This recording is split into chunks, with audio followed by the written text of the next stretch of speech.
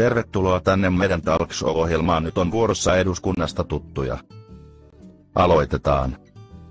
Päivää, minä olen presidentti John Adams ja minä tekisin työni hyvin pressana ja jakaisin kaikille oman skootit. Tämä ei ole vitsi. Mutta minä aloittaisin Yhdysvalloille ja Suomelle niin huonon välin, että meille tulisi sota.